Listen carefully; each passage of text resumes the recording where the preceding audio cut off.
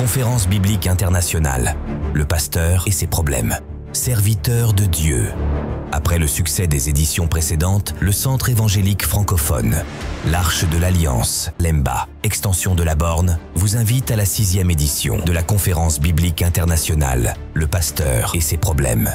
Sous le thème « La résolution des conflits dans l'Église », orateur, Dr Jacques Landou, hôte, Dr Marcel Bomboko, Dr Saba Salam, Dr Frédéric Kakwata, Dr Idor Nyamouké et Pasteur Roger Gabou Ngabou. Chers serviteurs et servantes de Dieu, vous êtes conviés à ce grand rendez-vous du 28 au 31 octobre 2025, de 9h à 14h, au Temple Parole de Vie à Limété, au 512 avenue Pétunias, 10e rue Limété, quartier résidentiel. Cordial bienvenue.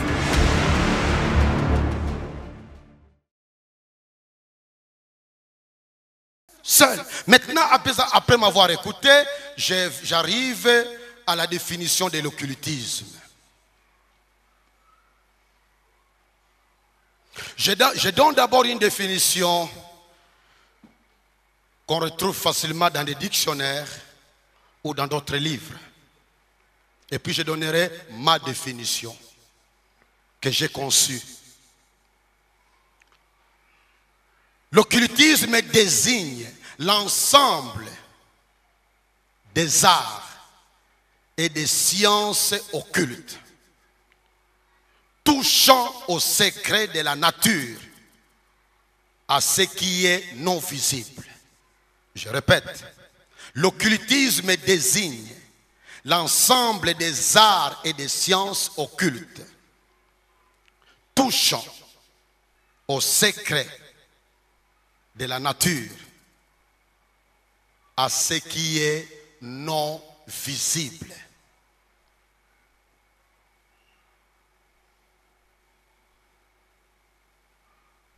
Remarquez les mots ensemble. Art et science. Touchant au secret, les mots secret de la nature, à ce qui est non visible.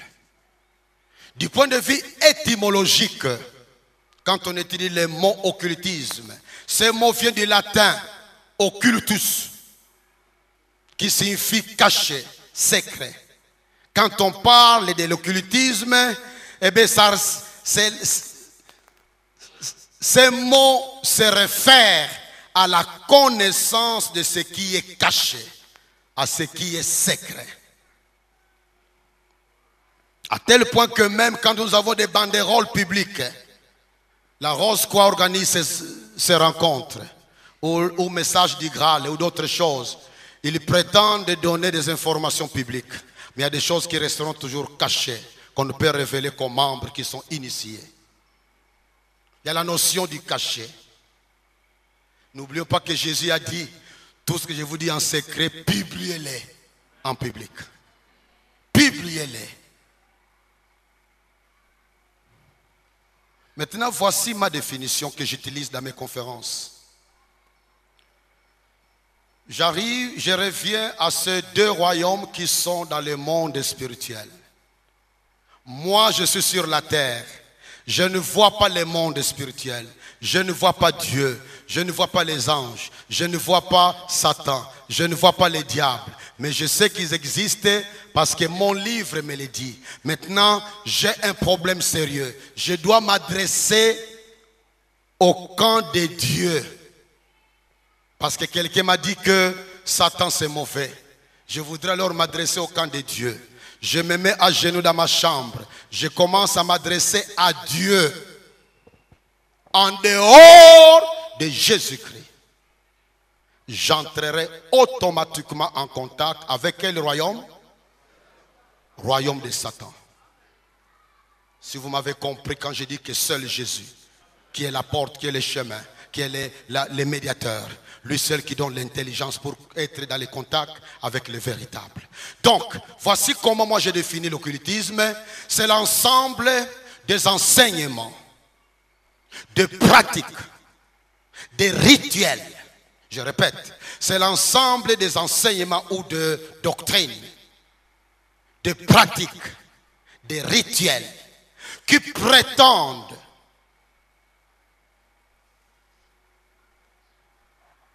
donné à l'homme la possibilité d'entrer en contact avec le monde invisible spirituel en dehors de Jésus-Christ. Les mots-clés dans cette définition, en dehors de Jésus-Christ.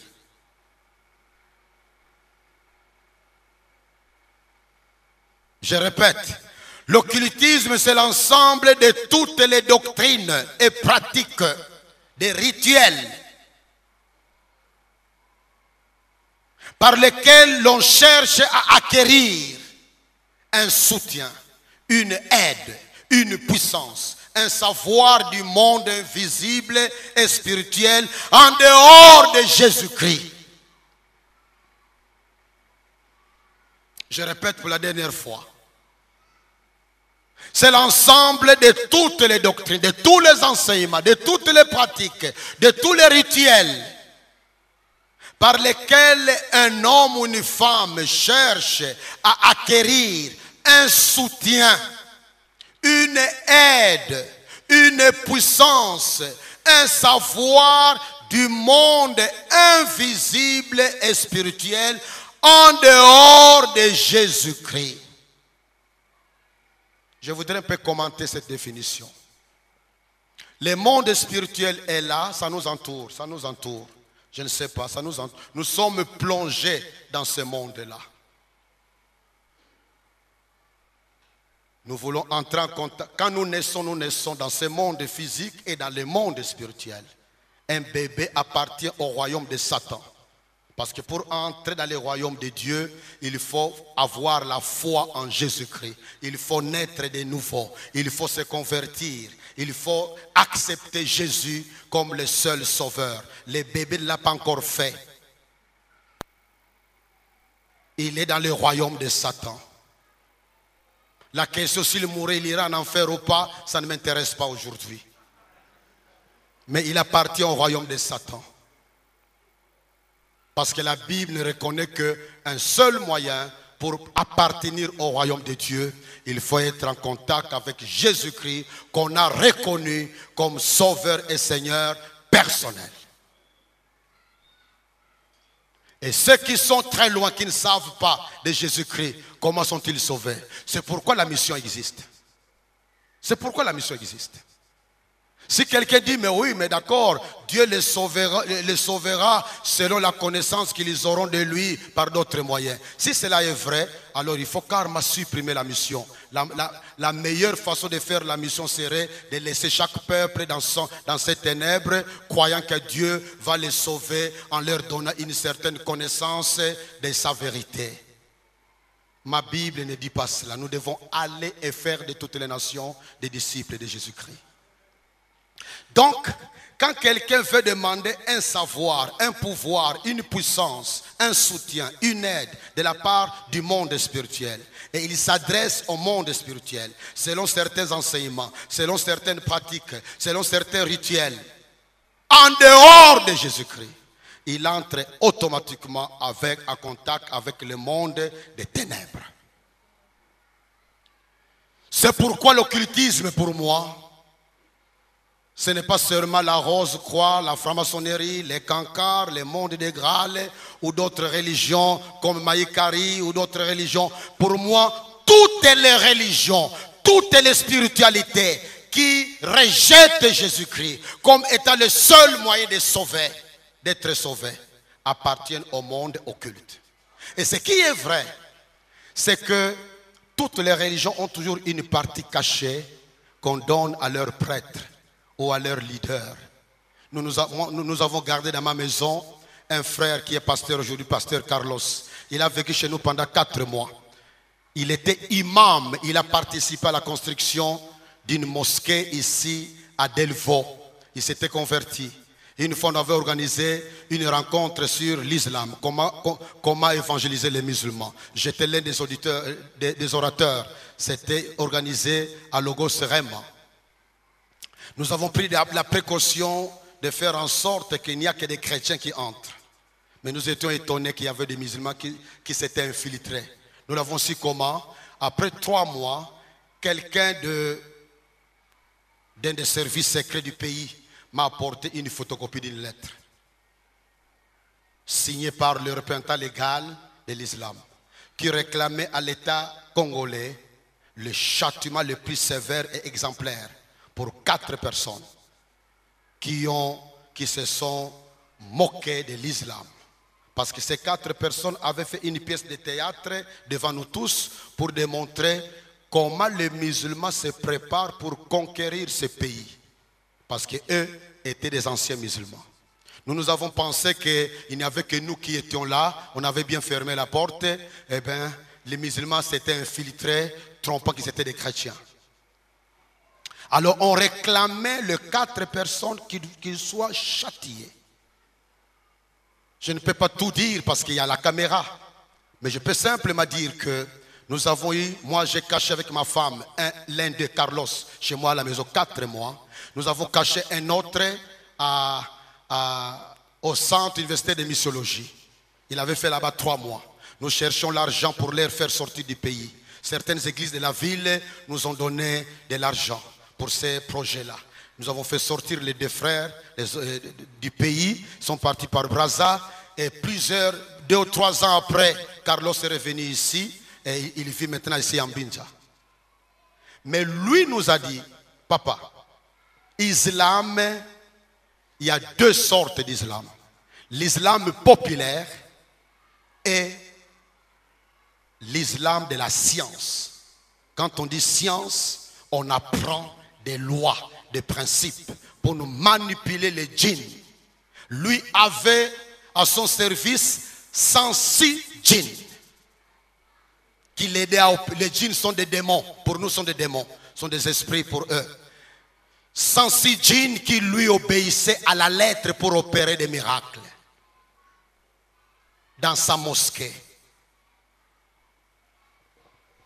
Et ce qui est dit de l'islam peut se dire de toutes les religions. Ils ont toujours une partie, le mysticisme, qui en fait révèle que tout ce qui est en dehors de Jésus-Christ appartient à l'occultisme. Bien-aimés dans le Seigneur, chers frères et sœurs en Christ, nous vivons dans le mondialisme. Le monde est devenu un petit village. Nous allons connaître dans ce pays encore davantage d'autres religions qui vont nous envahir. D'autres religions vont venir. Celles qu'on connaît seulement par la télévision vont encore être ici dans nos milieux. Si nous ne prenons pas l'enseignement de la doctrine au sérieux, aux membres de nos églises, beaucoup de membres de nos églises vont abandonner la foi pour suivre tous ces mensonges diaboliques qu'ils présentent aux hommes à travers plusieurs enseignements. Quand nous parlons de l'occultisme, ne pensons pas seulement à ceux qui sont courants, la rose quoi, la franc-maçonnerie. Non, tout ce qui est spirituel, toute spiritualité en dehors de Jésus-Christ a la marque de la bête, à la marque de Satan. C'est de l'occultisme. C'est pourquoi veillons à ce que des enseignements qui viennent dans nos milieux, même par des livres, quel que soit l'auteur qui a écrit les livres. Je vous ai montré 2 de mes livres. Vous avez le droit de les critiquer. Vous avez le droit de m'aider en disant, pasteur, cita dans ces livres à la page 28, ce que vous avez écrit bibliquement parlant, ce n'est pas soutenable. Ça m'aiderait aussi. Parce qu'il n'y a que la Bible que je ne peux pas corriger. Les autres livres sont corrigeables. Tu lis dans un livre que le Saint-Esprit est emmagasiné dans un flacon d'huile. Moi, je ne croirai jamais à cela. Ce n'est pas le vrai Saint-Esprit. Même si l'auteur d'un tel livre a une audience mondiale, je respecte de telles personnes, mais ce n'est pas pour cela que je vais avaler ce qu'il a écrit. Alléluia. Alléluia. Alléluia. 5e point, l'avant-dernier. La parole de Dieu condamne l'occultisme. Nous avons quelques passages. Le premier, Deutéronome 18, versets 9 à 12. Je lis cela. Deutéronome 18, 9 à 12. Lorsque tu seras entré dans le pays que l'Éternel ton Dieu te donne, tu n'apprendras point à imiter les abominations de ces nations-là. Remarquez les mots abomination. Abomination. Dans d'autres versions, horreur. Des choses que Dieu considère comme des horreurs. Qu'on ne trouve chez toi personne qui fasse passer son fils ou sa fille par le feu. Personne qui exerce les métiers de devin, d'astrologue, d'augure, de magicien. Au verset 11, d'enchanteur. Personne qui consulte ceux qui évoquent les esprits ou disent la bonne aventure. Personne qui interroge les morts. Vous verrez, il y a 8 métiers occultes dont on parle dans ces passages. Dans toute la Bible, c'est les passages qui concentrent dans un même verset plus d'informations sur l'occultisme. C'est le seul verset dans toute la Bible. Et c'est intéressant d'analyser chacun de ces métiers-là. On parle personne qui fasse passer son fils ou sa fille par le feu. Personne qui exerce les métiers de devin. Personne qui exerce les métiers d'astrologue, les métiers d'augure, les métiers de magicien, les métiers d'enchanteur. Personne qui consulte ceux qui évoquent les esprits ou qui disent la bonne aventure. Personne qui interroge les morts. Car quiconque fait ces choses est en abomination à l'Éternel. Et c'est à cause de ces abominations que l'Éternel, ton Dieu, va chasser ces nations devant toi. J'ai déjà écouté quelqu'un dire que le Dieu des chrétiens, c'est un Dieu méchant qui permet la destruction de plusieurs nations pour placer un peuple qu'il a choisi arbitrairement. Mais ce passage est révélateur. Une des raisons que Dieu a permis la destruction de ces nations-là, parce qu'ils étaient des grands occultistes. L'occultisme était pratiqué d'une façon horrible, d'une façon généralisée dans ce milieu-là. Tous les empereurs de l'Antiquité, tous les rois de l'Antiquité, tous ces grands chefs avaient des astrologues. L'astrologie, l'horoscope fait partie de l'astrologie. Ils avaient des gens autour d'eux qui devaient être consultés en tout moment. Et même dans nos tribus africaines, dans nos villages, faites l'étude de ce comment vivent les chefs coutumiers, comment règnent ces chefs coutumiers, ces chefs de terre dans nos villages. Vous verrez toujours qu'il y a un contact avec le monde invisible, avec le monde spirituel, avec les ancêtres. Il y a des pratiques, ce contact avec le secret qui n'est pas connu par tout le monde. Dieu a permis la destruction de ces gens-là à cause de leurs pratiques occultes. Moïse mentionne 8 promoteurs de la cause occulte. Le devin, l'astrologue, l'augure, le magicien, l'enchanteur, l'évocateur d'esprit, les diseurs de bonne aventure, les nécromanciens. Leurs domaines d'activité ne sont pas clairement distincts. Ils se recouvrent et sont parfois interchangeables. Ce qu'ils ont en commun, c'est qu'ils impliquent tous des efforts pour acquérir de la connaissance sur ce qui est ordinairement caché à travers des relations avec le monde des esprits ou avec des mystérieuses forces paranormales. Les 8 activités de ces gens dont parle Moïse ont aussi autre chose en commun. La connaissance qui est recherchée n'est pas la pure curiosité, mais vient d'un désir d'exercer un certain pouvoir sur des gens ou sur des événements. Lisez cela à la maison. Ça nous rappelle un peu Genèse 3, 1 à 6.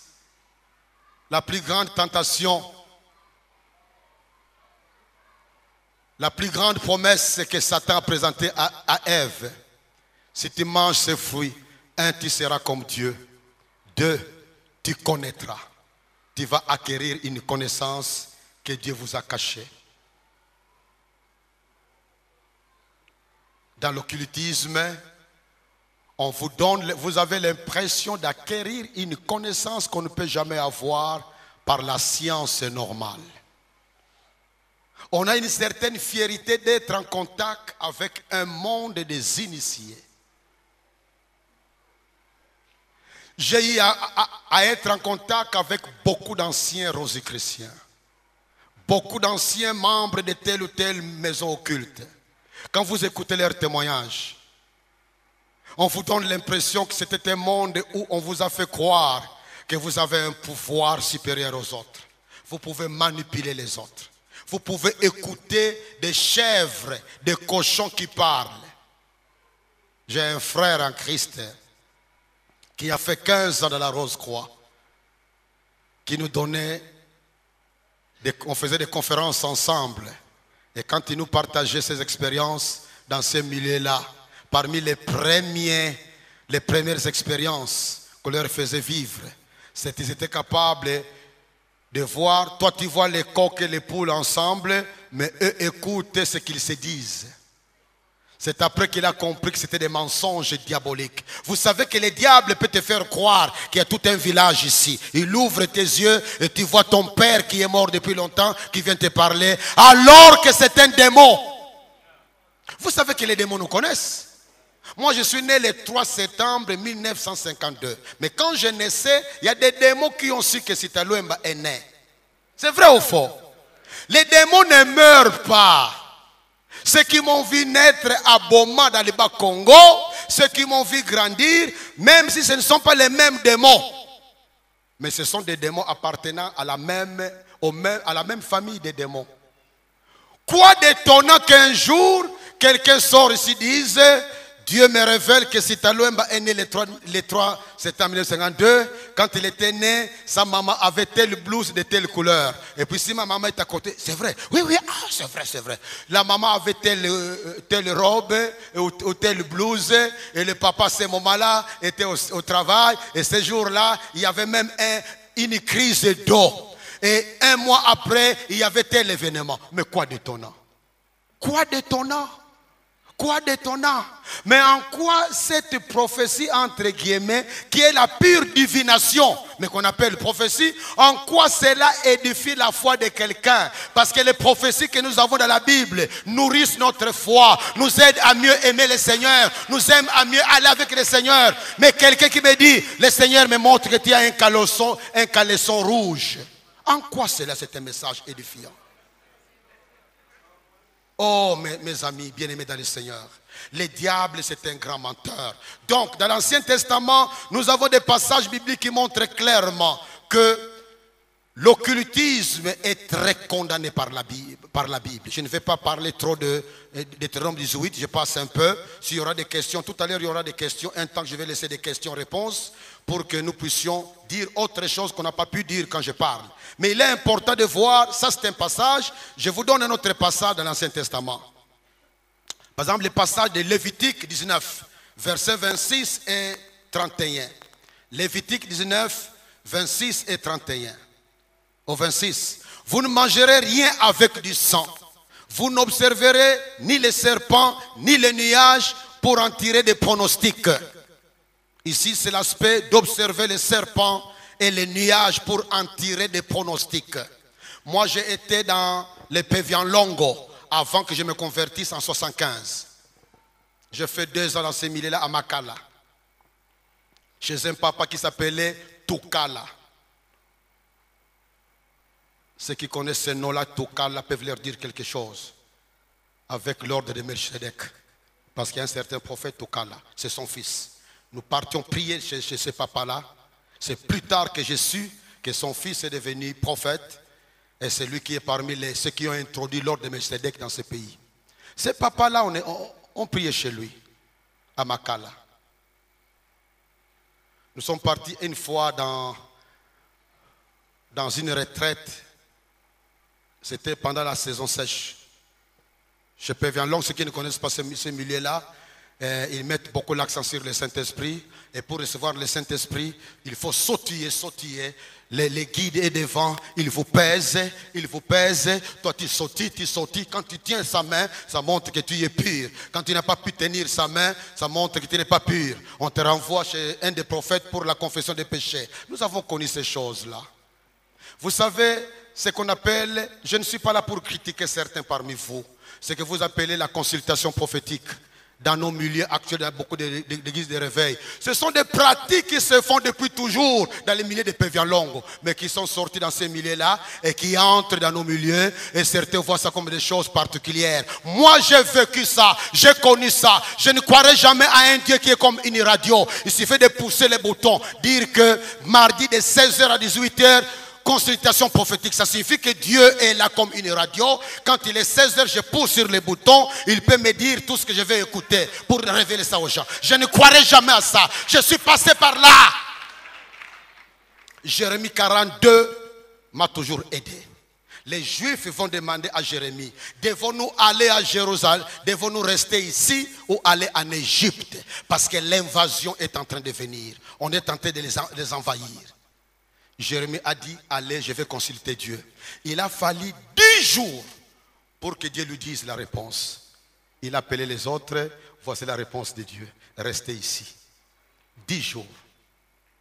Mais aujourd'hui, on veut nous faire croire qu'il suffit de programmer ça de télé-rateleurs. Conséquence, moi j'ai connu des frères et sœurs qui m'ont confessé qu'ils devaient mentir pour simplement avoir des clients dans son église. Je ne nie pas qu'il y a de vraies prophéties. Je crois au charisme. Je crois à 1 Corinthiens 12. Je crois à Romains 12. Je crois à Éphésiens 4 et 11. Mais je crois aussi qu'il y a beaucoup de faux. Et surtout à la fin des temps, Jésus l'a dit, à la fin des temps, il y aura beaucoup de faux Christ, beaucoup de faux prophètes. Certains feront même des prodiges et des grands miracles pour séduire, si c'était possible, même les élus. Alors nous allions dans une savane là comme une retraite, et puis il y a des moments je vois Papa Nkulutu, c'est comme ça nous l'appelons, Papa Nkulutu. Non, c'était nos chefs spirituels avec son équipe en train d'observer les nuages, dessiner les nuages. On tremblote un peu, puis on dessine. Et puis après le soir, on vient nous expliquer, parce qu'ils ont vu comme dessin sur les nuages, le message que Dieu est en train de nous donner. Est-ce que Dieu peut donner un tel message? Oui, c'est possible. Il n'y a rien qui est impossible à Dieu. Dieu peut te parler par une fourmi qui passe. Moi, il m'est arrivé une fois, j'aime beaucoup observer les animaux, même les films d'animaux. Une fois, j'étais à ma maison assis, en train de prendre l'air. Puis je vois une fourmi, j'ai fait tomber un morceau de pain. Je vois une fourmi qui vient, elle était seule. Elle vient toucher le pain, je le vois courir, disparaître dans un trou. Et puis, à un certain moment, ça a pris peut-être 3 à 5 minutes.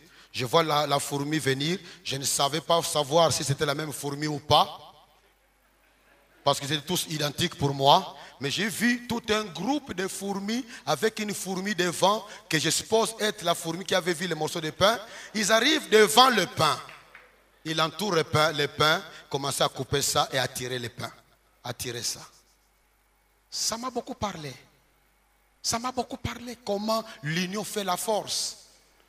C'est fantastique. Dieu peut nous parler de plusieurs manières. On ne peut pas limiter Dieu qui peut nous parler de ne pas utiliser tel ou tel moyen.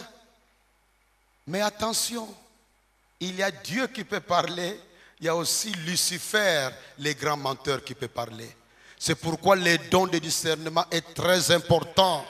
Nous avons besoin du don de discernement. À cette fin des temps, pour moi, selon moi, le don le plus important réclamé à Dieu. Le discernement des esprits. Le discernement pour savoir distinguer là où Dieu intervient et là où Dieu n'intervient pas. Au verset 31, il est écrit, toujours lu que Lévitique 19, « Ne vous tournez point vers ceux qui évoquent les esprits, ni vers les devins. Ne les recherchez point, de peur de vous souiller avec eux. Je suis l'Éternel, votre Dieu. » Lévitique 20, verset 6. « Si quelqu'un s'adresse aux morts et aux esprits pour se prostituer après eux, je tournerai ma face contre cet homme. Je le retrancherai du milieu de son peuple. Remarquez comment le langage de Dieu est sévère. Comment le langage de Dieu est sévère. Plus tard dans l'histoire d'Israël, parmi les péchés qui ont conduit au jugement de Dieu, se trouve l'occultisme. Par exemple, quand vous lisez dans 2 Rois 17, 16 à 17, 2 Rois 17, 16 à 17, ils abandonnèrent tous les commandements de l'Éternel, leur Dieu. Ils se firent 2 veaux en fonte. Ils fabriquèrent des idoles d'Astarté. Ils se prosternèrent devant toute l'armée des cieux et ils servirent Baal. Ils firent passer par le feu leurs fils et leurs filles. Ils se livrèrent à la divination et aux enchantements et ils se vendirent pour faire ce qui est mal aux yeux de l'Éternel afin de l'irriter. Les mauvaises actions de Juda atteignirent probablement leur point culminant sous le roi Manassé. Remarquez le verset 6 de 2 Rois 21. Quand vous lisez 2 Rois 21, je vais lire 1 à 7, mais je m'arrêterai un peu sur le verset 7. 2 Rois 21, 1 à 7. Manassé avait 12 ans lorsqu'il devint roi et il régna 55 ans à Jérusalem. Sa mère s'appelait Hephzibah. Il fit ce qui est mal aux yeux de l'Éternel, selon les abominations des nations que l'Éternel avait chassées devant les enfants d'Israël. L'expression les abominations, je répète que les abominations contiennent aussi la liste des choses que nous avons lues dans Deutéronome 18, qui constituent les éléments de l'occultisme. 3. Il rebâtit les hauts lieux qu'Ézéchias, son père, avait détruits. Il éleva des autels à Baal. Il fit une idole d'Astarté, comme avait fait Akab, roi d'Israël. Et il se prosterna devant toute l'armée des cieux et la servit. Il bâtit des autels dans la maison de l'Éternel. Quoi que l'Éternel eût dit, c'est dans Jérusalem que je placerai mon nom. Il bâtit des autels à toute l'armée des cieux, dans les 2 parvis de la maison de l'Éternel. Voilà le verset 6. Il fit passer son fils par le feu. Il observait les nuages et les serpents pour en tirer des pronostics. Et il établit des gens qui évoquaient les esprits et qui prédisaient l'avenir. Il fit de plus en plus ce qui est mal aux yeux de l'Éternel, afin de l'irriter. Au verset 7. Il mit l'idole d'Astarté qu'il avait faite dans la maison de laquelle l'Éternel avait dit à David et à Salomon son fils. C'est dans cette maison et c'est dans Jérusalem que j'ai choisi parmi toutes les tribus d'Israël que je vais à toujours placer mon nom. On n'a pas le temps de commenter ces passages. Je vous donne tous ces passages-là pour que vous puissiez les relire à la maison. L'enseignement que je donne, moi, mon but, c'est montrer comment dans la Bible, l'occultisme est présent, on en parle et Dieu est contre ça. C'est ça mon but. Ésaïe fut un des prophètes que Dieu envoya vers Juda pour avertir la nation du jugement qu'il atteindrait s'il ne se détournait pas de son péché. Lisons Ésaïe 44, 24 à 26. Ésaïe 44, 24 et 26. Ainsi parle l'Éternel ton Rédempteur, celui qui t'a formé dès ta naissance. Moi l'Éternel, j'ai fait toutes choses. Seul j'ai déployé les cieux. Seul j'ai étendu la terre. J'anéantis les signes des prophètes de mensonges. Et je proclame insensés les devins. Je fais reculer les sages et je tourne leur science en folie.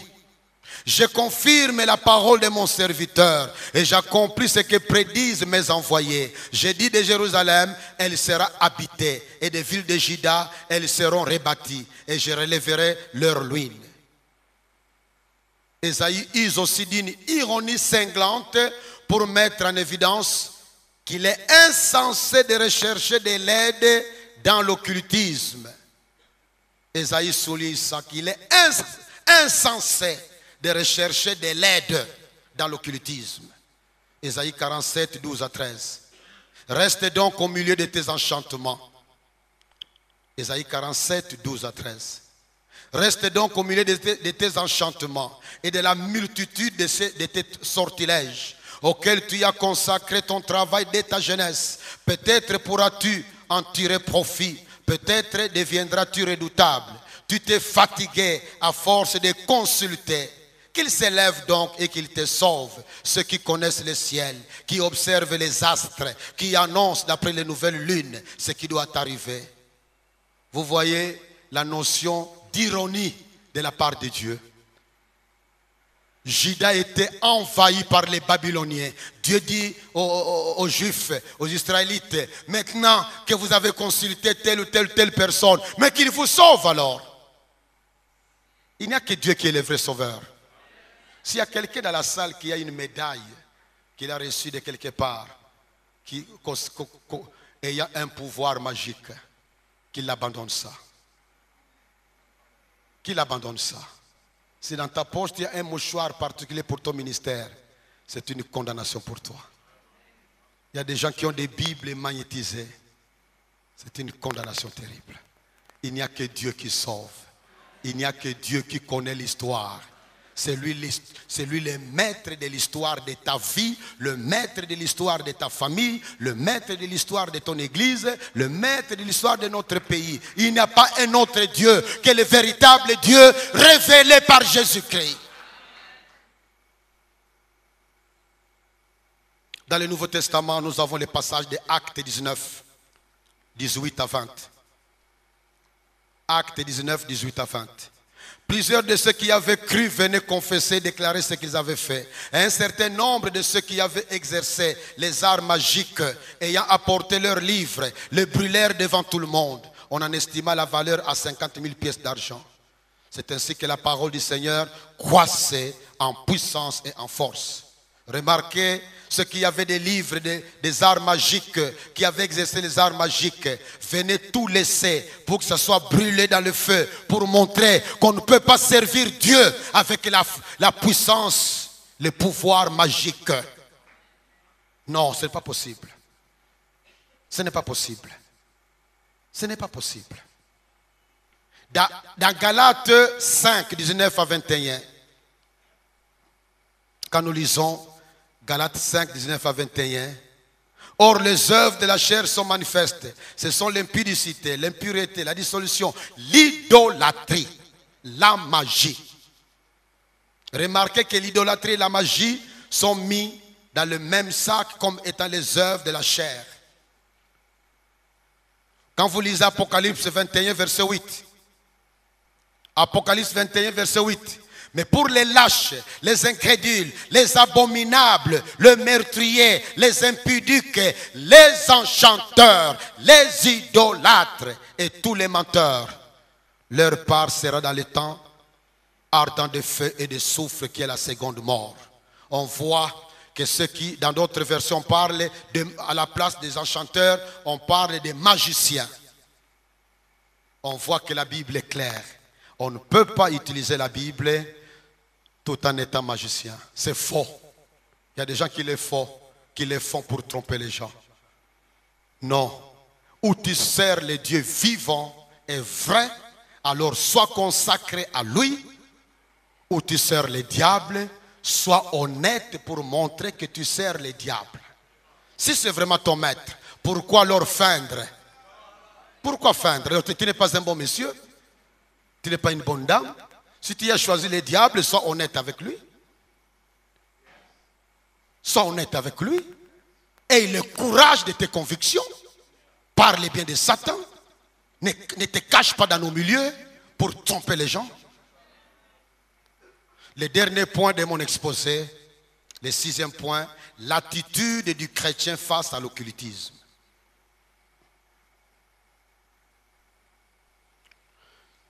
Le disciple de Jésus-Christ doit rejeter toutes formes d'occultisme pour au moins 6 raisons. Je voudrais donner 6 raisons pour lesquelles les disciples de Jésus-Christ doivent rejeter toutes formes d'occultisme pour au moins 6 raisons. La première raison, l'occultisme est interdit par la parole de Dieu. C'est interdit. C'est interdit. J'ai connu un papa qui est déjà mort. C'était un grand responsable dans une grande église de la place. Église en tant qu'ensemble de communautés. En 83, j'étais directeur du centre de formation du Campus pour Christ. Avant que le full gospel commence, par la grâce de Dieu, j'étais dans la première équipe pour implanter le full gospel. Mais avant que ça commence, ces frères-là, non, on venait de commencer le full gospel. À peine quelques 2 ou 3 mois, ce papa, c'est un papa. Il m'appréciait, j'étais encore jeune, mais il appréciait mon zèle. Il m'a invité dans son bureau à la Gombe. C'est un papa par rapport à moi. Et puis il m'a demandé si je pouvais travailler avec lui pour implanter le mouvement ACT. C'est un mouvement comme le full gospel, mais qui a ses racines en Suisse, mais eux, ils sont réservés sur les problèmes de parler en langue. Mais leur manière de travailler, c'est comme le full gospel. Et je connaissais ce mouvement-là par des revues que je recevais. Il a voulu qu'on travaille ensemble. Il m'a dit pourquoi. J'ai accepté la mission parce que le pays est ouvert à tous les mouvements chrétiens possibles. On a commencé à se retrouver 1 fois par semaine, le samedi matin. Parce que le samedi, la semaine anglaise fait qu'eux ne travaillaient pas. Mais lui venait au bureau, on se retrouvait là-bas. Après 4 rencontres, donc 4 samedis, ce samedi-là, il me dit, c'était le 5e samedi, mon fils, je t'admire beaucoup. Tu as un sens d'engagement, ponctualité. Il commençait à me vanter. Alors moi, j'avais peur parce que j'ai appris, quand quelqu'un me vante trop, de ce qu'il y aura ou une remarque ou un mais ou quoi, j'étais curieux de savoir pourquoi il me vante. Je savais qu'il y avait quelque chose après. J'étais curieux. Quand il a terminé sa liste de vanter, bon, il n'a pas dit un mais. Donc j'ai compris, il n'a pas une remarque. Mais il me dit, je voudrais te donner un grand cadeau. On a fait un bon travail pendant ces 4 semaines. Je vais te donner un grand cadeau. Et puis il se lève de sa chaise, il ferme la porte et les fenêtres. Alors j'ai commencé à avoir peur. Pourquoi il ferme la fenêtre, la porte et les 2 fenêtres? Et puis c'est ainsi, il allume les climatiseurs. Puis il me dit, mon fils, il enlève la veste, enfin il ouvre ici, il enlève la cravate, il ouvre la chemise, et puis il sort une médaille. Tu connais cette médaille? Eh bien, je connaissais la médaille. Mais j'ai dit non, je ne connais pas. Parce que la médaille était une médaille que je connaissais à cause de mon passé. C'est une médaille de la franc-maçonnerie. Mais je ne pouvais pas croire qu'il peut être franc-maçon. J'ai commencé à trembloter. J'ai commencé à prier, Seigneur, donne-moi à me maîtriser. Il dit, mon fils, je vais te donner un cadeau pour ta vie. Je suis franc-maçon. Je vais t'amener, je vais être ton parrain pour t'introduire dans ce mouvement. Tu seras un grand dans ce monde.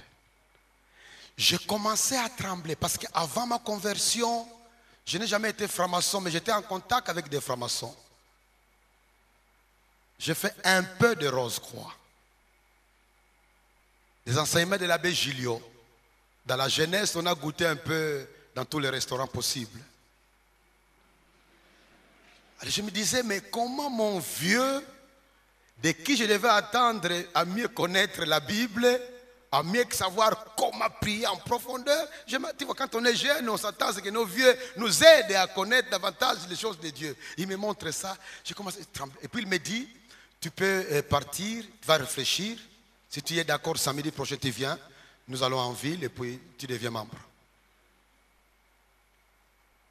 Est-ce que tu seras là? J'ai dit oui, papa, je serai là. Parce qu'il ne fallait pas dire non, j'avais peur qu'il m'agresse. J'ai dit oui, papa, je serai là.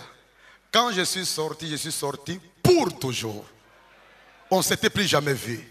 Et quand on était en Europe, nous avons appris qu'il était mort. Il était mort. Au deuil, il y avait un conflit entre la famille, l'église et ce groupe-là, qui étaient ses frères. On nous a dit qu'on se chamaillait de son corps. La famille voulait un programme, l'église voulait un programme parce qu'il était un grand chef là-bas. Et les amis disaient qu'il était notre membre. Alors ils ont conclu que toute l'église et la famille fassent leurs choses à la cité, mais quand ils seront au cimetière, qu'on leur laisse le temps de réaliser son testament qu'il avait laissé, qu'ils ont lu ensemble devant tout le monde. C'était horrible. Horrible. Mais pourquoi j'en parle? À l'époque, quelqu'un pouvait être rosicrucien, pasteur, prêtre, franc-maçon, membre de telle ou telle loge, mais leurs enseignements restaient dans leur loge là.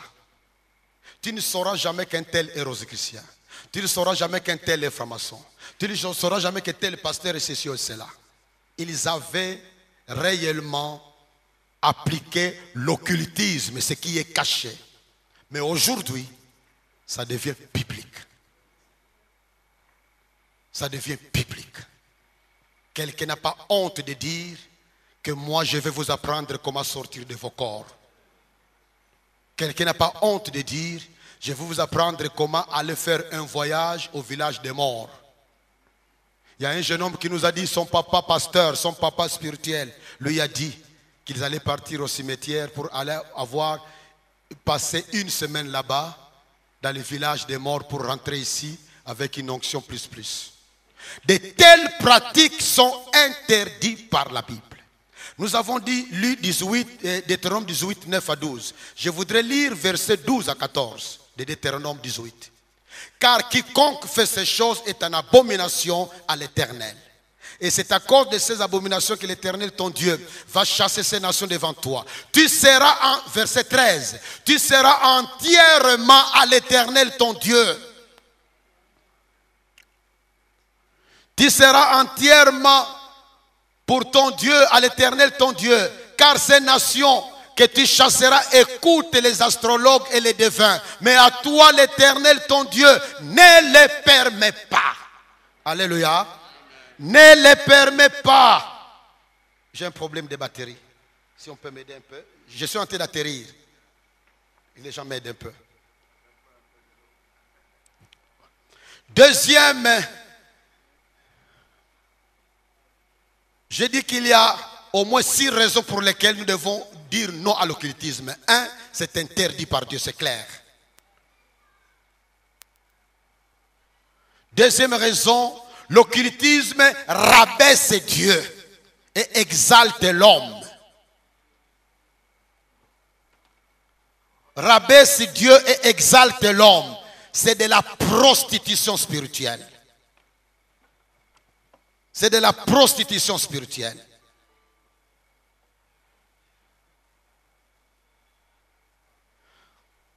Quand vous lisez Genèse 3, versets 1 à 6, c'est là où nous apprenons l'origine de l'occultisme. Ça a commencé dans le jardin d'Éden.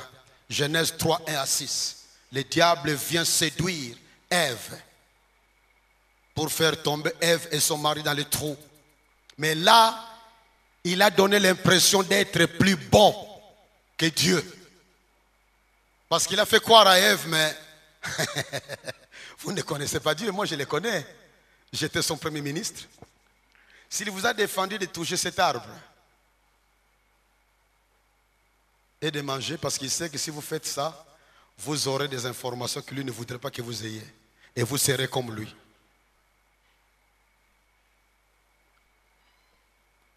L'occultisme rabaisse Dieu. Donne l'impression que Dieu est rien. Ça exalte l'homme.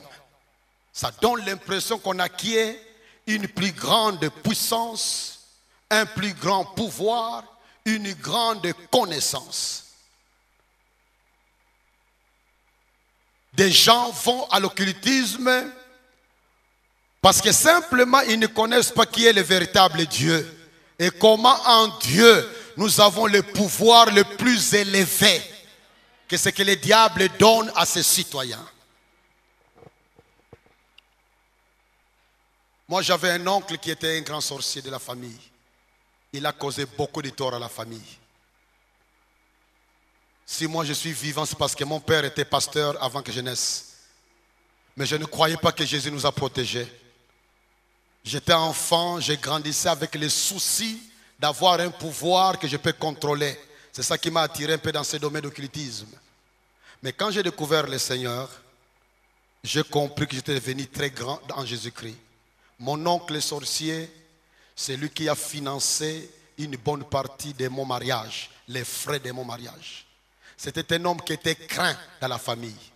Je me suis approché de lui et j'ai commencé à apprendre qu'il disait aux autres, j'étais converti, il disait aux autres de la famille, si c'est un petit enfant, mais c'est comme s'il a il a découvert la puissance des Blancs. Je ne comprends pas d'où vient, je sens que et quand ça arrivait à mes oreilles, ça m'édifiait. Je me rendais compte que ce que la Bible disait était vrai, que j'étais puissant en Jésus-Christ. Nous sommes puissants en Jésus-Christ. Je vous raconte une histoire vraie qui a eu lieu ici à Yolo. Dans une famille que je connais, la famille a connu 2 morts successives pendant 4 mois. Alors la famille était comme chez nous en Afrique, chaque mort, donc il y a un sorcier, eh bien ils ont cru qu'il y avait des sorciers. Alors le chef de famille a décidé qu'ils aillent voir un certain féticheur à Yolo pour savoir qui est en train de bouffer ces gens. Il y a un jeune homme dans la famille, un batteur de tam-tam dans son église, qui ne voulait pas partir voir les féticheurs. L'oncle a dit, tout le monde doit partir. Oh Yakobo, Yayendendoki, tout le monde doit partir. Lui a dit, oncle, je ne pars pas. Moi, ma foi me défend d'aller dans une maison d'un féticheur. C'est défendu dans notre église. Dans nos enseignements, je ne pourrais pas. Tu iras. Si c'est moi le chef, tu iras. Le jour où j'y est arrivé, tout le monde était au rendez-vous. Lui n'était pas là. L'oncle a payé un taxi. Il a choisi des castards de la famille. Il leur a dit, saisissez-les par la force, il doit venir. Bon, et on obéit à leur oncle, ils sont partis. On l'a vu, il a voulu refuser. On l'a saisi par force, on l'a jeté dans la voiture jusqu'au rendez-vous. Maintenant, écoutez l'histoire. Le petit a prié en route et disait, Seigneur, moi j'ai refusé, mais on m'a saisi par la force. Protège-moi. Je ne vais pas là parce que j'ai obéi, mais parce que simplement on m'oblige. Ils arrivent ici à Yolo, ils arrivent chez un féticheur. À la réception, on les reçoit tous, ils payent les frais, oncle paye pour tout le monde, on leur donne une salle d'attente, ils attendent, ils ont attendu, puis l'heure est arrivée, on veut les appeler par les protocoles. Venez chez les papas, c'est votre tour. Ils entrent chez les papas, tout le monde était assis là-bas, les féticheurs maintenant regardent tout le monde. Petit, Bima. C'est le petit, les chrétiens là, les petits tam-tam. L'oncle qui dit, mais pourquoi? Non, petit. Bima. L'oncle dit, mais pourquoi? Mais ce qui a bimi, non, Bima, non. Non. L'oncle s'impose, non. Il faut atikala. Ce qui peut abimi, ce qui peut bimi. Ah, ce qui peut bimi, bobima na bino, mbongo na bino kozonga te. Mbongo na bino kozonga te, bobima na bino. Tiens, ça coupe na petit. Bobima wa. Mais quand ils sont sortis à l'extérieur, l'oncle qui dit, oh petit, il y a sa moto. Hein? Une histoire authentique. L'oncle a décidé à toute la famille d'aller prier dans l'église de ce petit-là. Alléluia. Dieu permet certaines révélations pour nous aider à comprendre qui nous sommes. Nous n'avons pas besoin de vivre ça, parce que la Bible le confirme. Mais Dieu connaît la faiblesse de notre foi. De temps en temps, il nous fait de telles grâces pour que nous comprenions qu'en Jésus-Christ, nous sommes dans le vrai. En Jésus-Christ, nous sommes forts. Les occultistes sont zéro devant nous. Troisième raison pour ne pas aller faire l'occultisme. Jésus-Christ est le seul révélateur du Dieu vivant. Il est le seul révélateur du Dieu vivant. Dans Deutéronome 18, 15 à 19, lisez ça à la maison, le temps est terminé. Lisez ça à la maison, Deutéronome 18, 15 à 19. Vous verrez que c'est curieux de voir ces passages-là. Quand Moïse a parlé de l'occultisme, tout juste après, il parle maintenant d'un grand prophète qui viendra plus tard, qui sera comme lui, même plus grand que lui. Et quand vous lisez dans Acte 3, versets 22 à 23, Pierre va dire que ce prophète-là, c'est Jésus-Christ. C'est comme s'il disait à ce peuple-là, n'allez pas dans ces bêtises-là. Dieu vous enverra à ceux qui vivront à un certain moment. Il vous enverra les plus grands révélateurs de Dieu vivant. C'est lui qu'il faut écouter, c'est lui qu'il faut suivre. Pourquoi aller toucher l'occultisme alors qu'en Jésus-Christ, je suis dans le meilleur? Pourquoi cela? Non, seul Jésus révèle le vrai Dieu et le vrai roi. Quatrième raison, Dieu est la seule personne que doit consulter son peuple. Dieu est la seule personne qui doit consulter son peuple. Selon Ésaïe 8, 18 à 20. Selon Ésaïe 8, 19 à 20. Ésaïe 8, 19 à 20. Si l'on vous dit consulter ceux qui évoquent les morts et ceux qui prédisent l'avenir, qui poussent des sifflements et des soupirs, répondez, un peuple ne consultera-t-il pas son Dieu? S'adressera-t-il aux morts en faveur des vivants? À la loi et au témoignage. Si l'on ne parle pas ainsi, il n'y aura point d'aurore pour les peuples. C'est Dieu seul qui doit être consulté. Je n'ai pas besoin d'une câble d'une ficelle venant de tels voyants pour être protégé. La protection nous est assurée par le Seigneur. Connaître l'avenir, laissons l'avenir entre les mains du Seigneur. Il veut que nous vivions par la foi. À chaque jour suffit sa peine. Cinquième raison pour laquelle nous devons, c'est l'avant-dernière raison, nous devons dire non à l'occultisme. Chaque activité occulte semble offrir à l'homme la possibilité de rejeter sa finitude et de s'attribuer la sagesse et le pouvoir qui appartiennent à Dieu. Je répète cette phrase, elle est dans le petit syllabus que vous aurez dans la farde.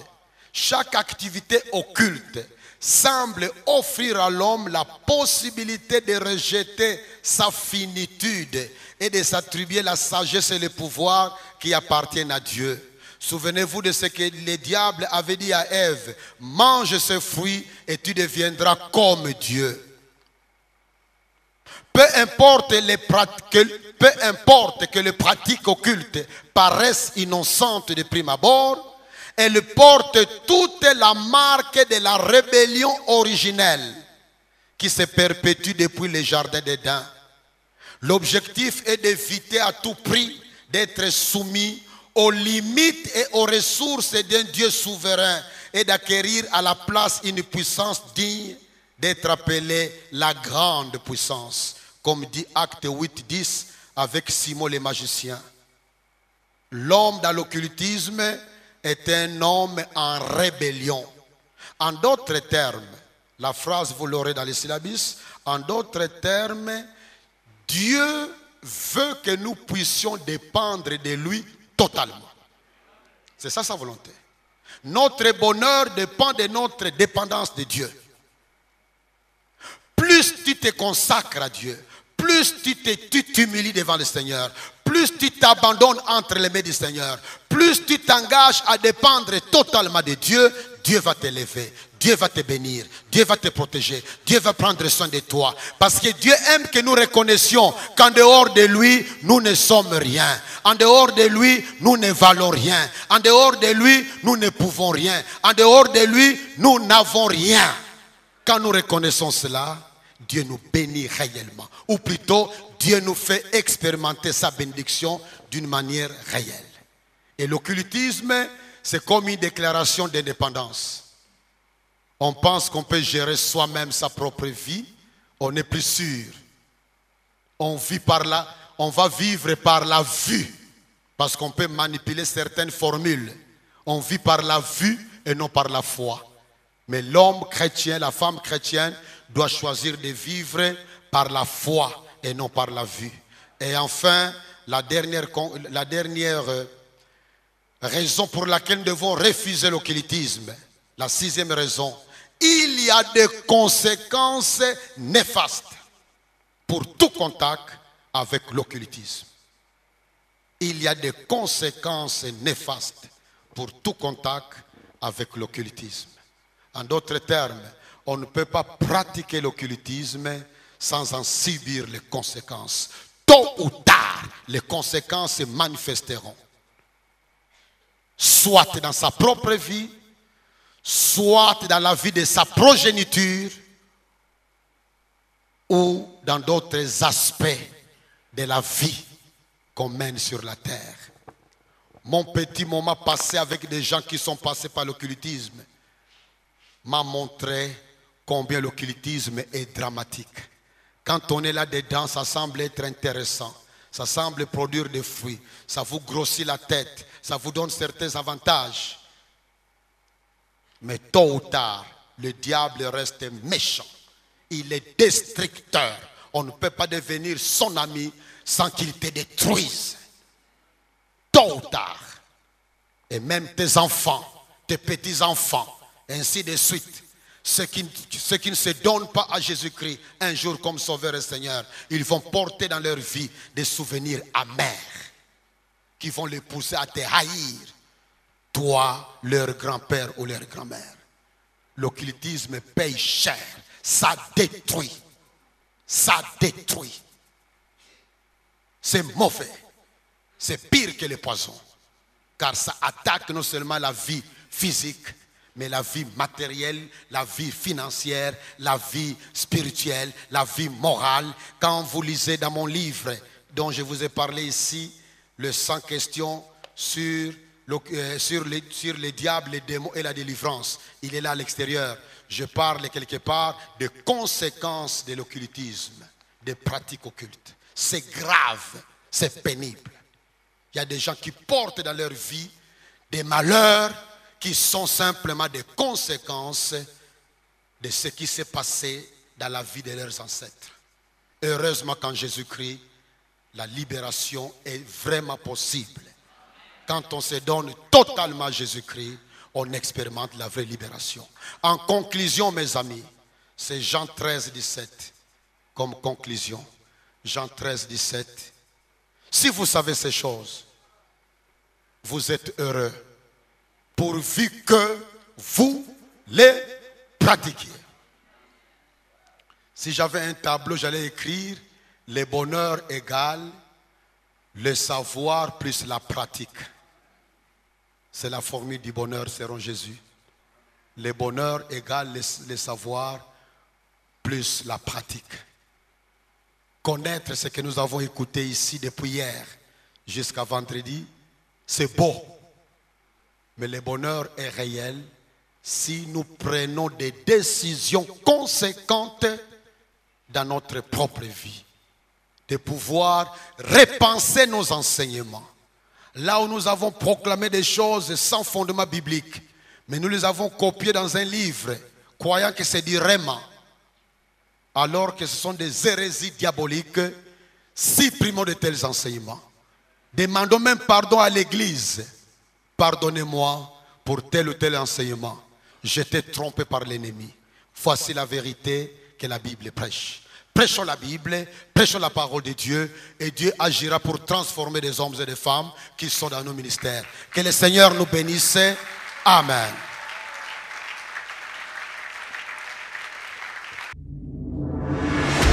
Conférence biblique internationale. Le pasteur et ses problèmes. Serviteur de Dieu.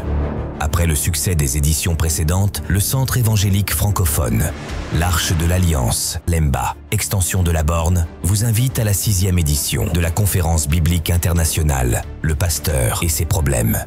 sous le thème « La résolution des conflits dans l'Église ». Orateurs, Dr Jacques Landou, hôte, Dr Marcel Bomboko, Dr Saba Salam, Dr Frédéric Kakwata, Dr Idor Nyamouké et Pasteur Roger Gabou Ngabou. Chers serviteurs et servantes de Dieu, vous êtes conviés à ce grand rendez-vous du 28 au 31 octobre 2025, de 9h à 14h, au Temple Parole de Vie à Limété, au 512 avenue Pétunias, 10e rue Limété, quartier résidentiel. Cordial bienvenue.